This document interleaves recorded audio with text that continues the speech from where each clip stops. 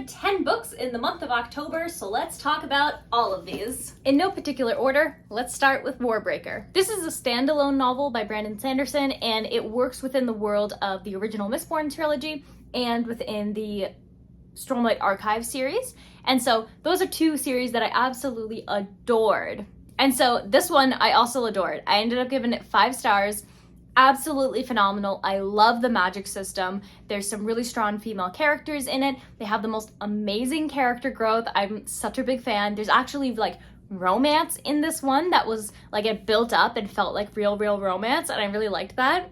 And I just, it was laugh out loud funny at times because Brandon Sanderson is able to just find this perfect balance between like serious and then implementing these like injections of humor in the best possible way.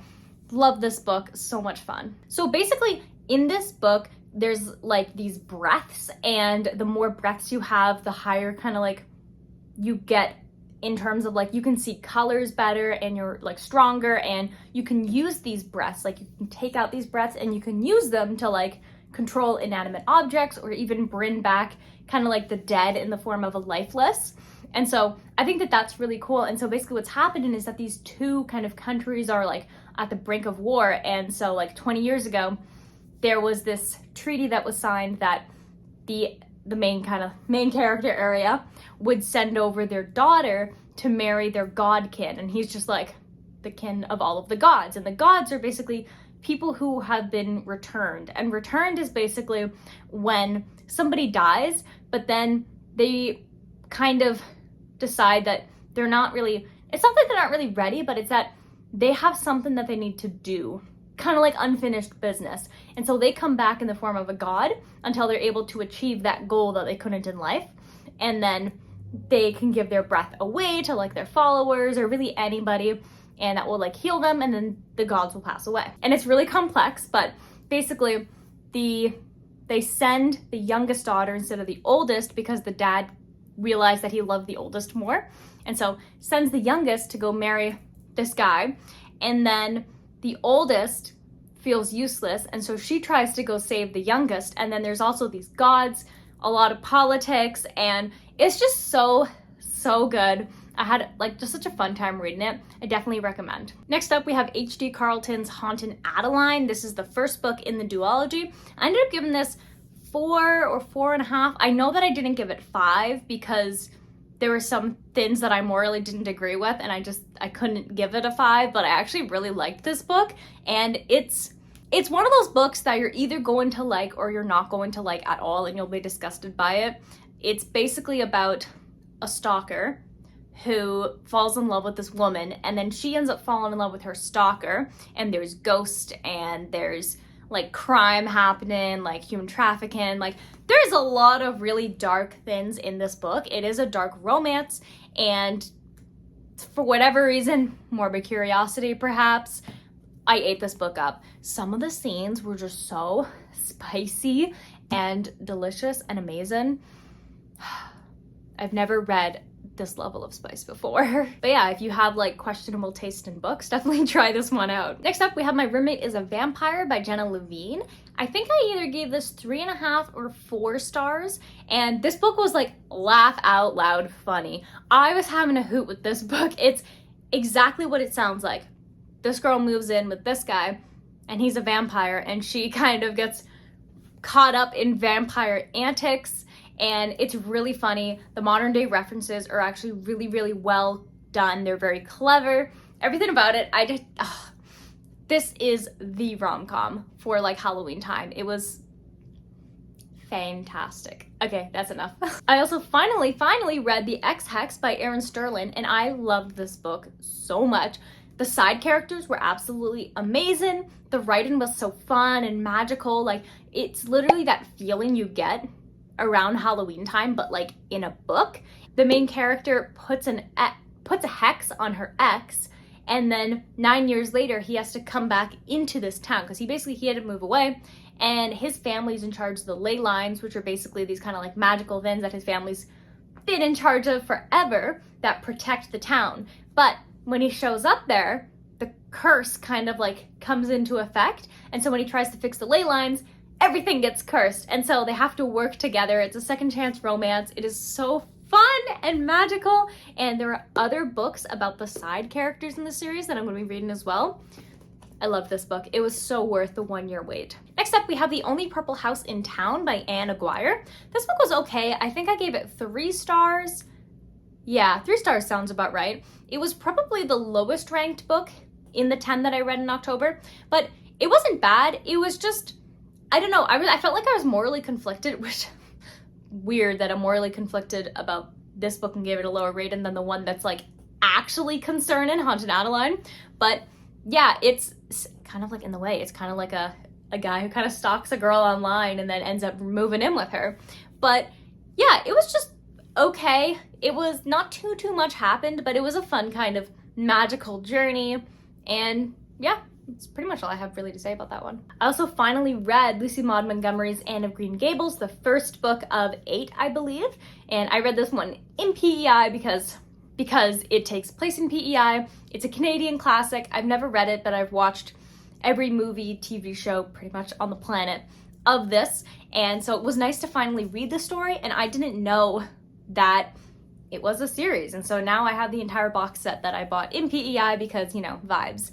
And yeah, it just follows along the life of orphan Anne Shirley, and she gets adopted by the Cuthberts, who are like an older brother and sister. And it just follows her life as she's growing up and kind of navigating and making mistakes and learning from them and going to school in like a long time ago Canadian time. So yeah, I really liked it. I think I gave it 4 stars. It was fun. I also read Hollowed by Jessica S. Taylor. This is a Sleepy Hollow reimagined story.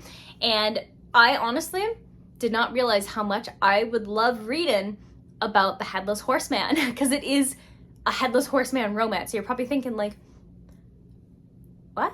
But just trust me here. It's really well done. It's so fun. It follows Katrina, and it really just gives her a better story than what was in the original. And so it follows along her, and she's basically picked as a sacrifice. So I think it's every year or so they have to sacrifice somebody in the town to basically keep it safe and satisfy the Headless Horseman. And so she's picked, which is like rough because it's like her parents are in charge of the town and her parents picked her. And there's this whole like, she's like a horrible home life. And so they pick her, and she kind of runs away, and she ends up coming into contact with the Headless Horseman, and they actually end up like teaming up to figure out like what is going on, what is this like curse that's going on in the town. And there was one bed, so yeah, it was a vibe. It was magical. It was fun. This was very well written, and it was just like such a fun time. So yeah, I'm really happy that I ended up reading this book. I think I gave it 4.5 stars. Sounds about right. I also read Dearest by Jacquie Walters, and this book I read in less than a day because I was on the edge of my seat. I needed to know what was going to happen. I don't usually read horror, but this one, like, I'm telling you, really, really, really fun. Unreliable narrator.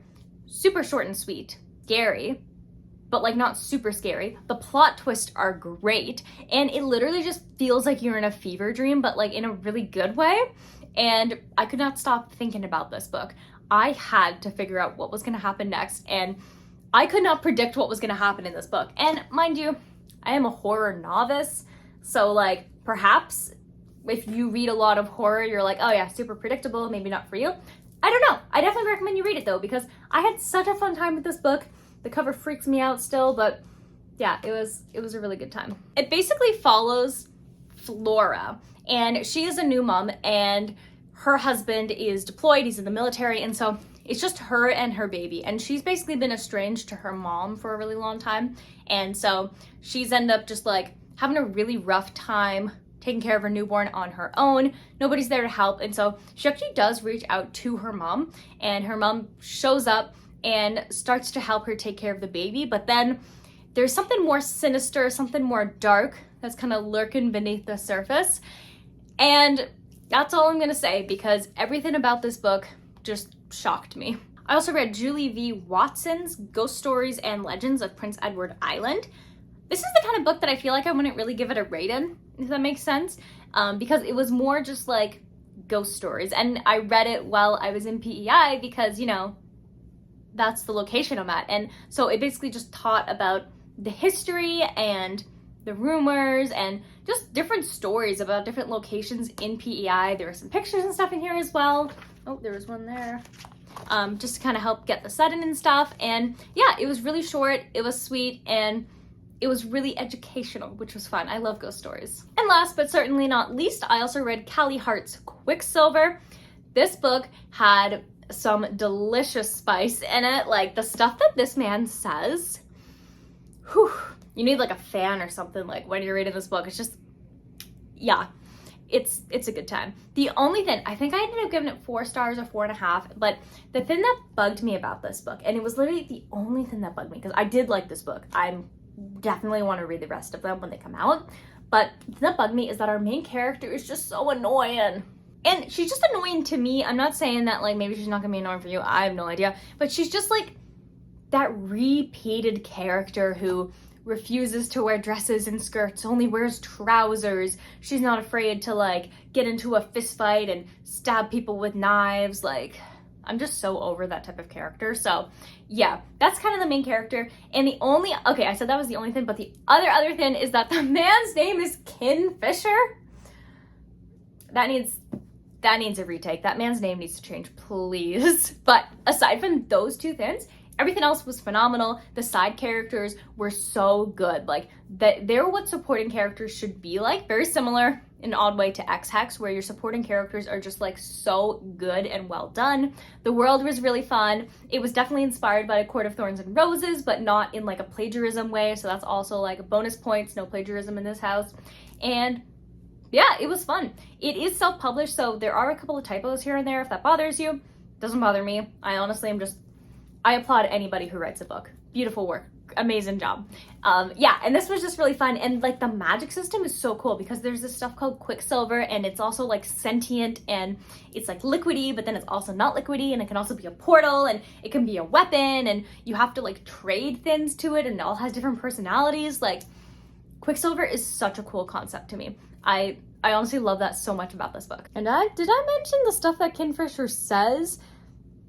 So hot. So yeah, these were the 10 books that I read in October. Definitely a really successful reading month for me. The lowest thing we had here was like a 3-star, and we got 2 5-stars this time, and a lot of 4, 4.5. So honestly, really great time. These are very Halloween-y fun books. And this end of month wrap up also gives you really good insights in the type of books that I do read, typically fantasy, romance, and romantasy. Obviously, these were very Halloween themed for the month. I'll also be doing one for Christmas for sure. Any kind of cheesy Christmas books, I'm on it. But yeah, I'm also kind of branching out a little bit. Like, I'm reading some classics, part of my 2024 reading goals, and then also horror books, because I like to expand my horizons and be a little bit scared. I don't read too many because I'll have nightmares, but I do find myself enjoying them. So yeah, this gives you good insights into the types of books that I read. So if you're interested in watching somebody read those types of books, or you're looking for book reviews within those genres, or anything kind of along that in the realm of books, definitely hit the subscribe button if you haven't already, and turn on the bell notification. That way you get notified anytime a new video comes out. If you enjoyed this video and you're a big fan of these end of month book wrap-ups, definitely hit the like button. Now see you in the next video. Bye!